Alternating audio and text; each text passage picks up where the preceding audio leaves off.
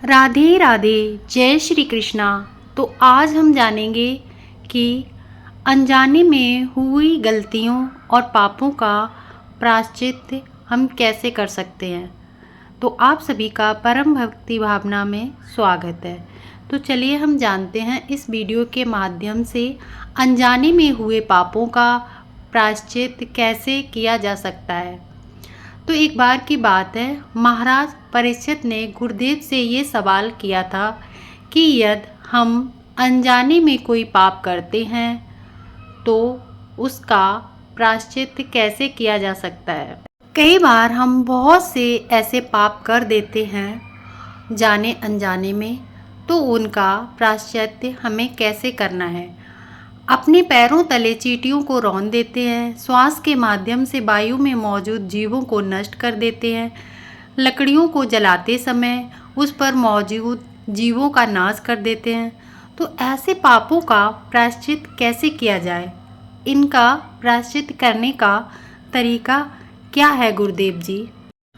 महाराज परीक्षित जी के इस सवाल का बड़ी सरलता से जवाब देते हुए आचार्य शुक्रदेव बोले कि ऐसे पाप को मुक्ति के लिए रोज प्रतिदिन 5 प्रकार के यज्ञ करने चाहिए।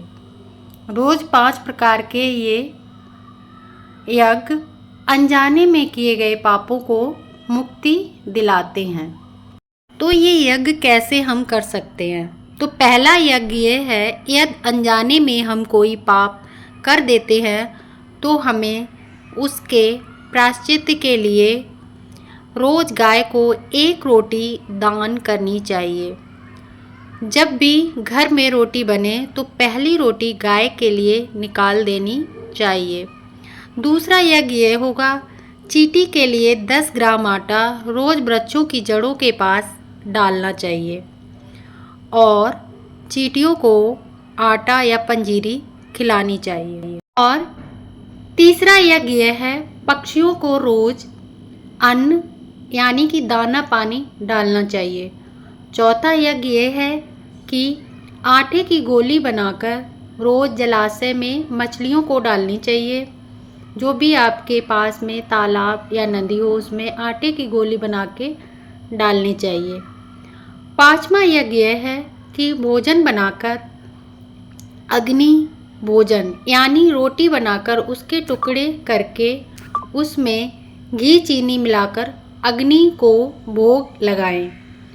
और ये हर रोज़ आपको सबसे पहला भोग अग्नि को लगाना चाहिए। भक्तों, आचार्य शुक्रदेव के अनुसार यदि कोई मनुष्य रोज ये 5 यज्ञ संपन्न करता है तो न केवल वह अपने पापों के बोझ से मुक्ति पाता है, साथ ही इन धार्मिक उपायों को करने से वह पुण्य को भी प्राप्त करता है।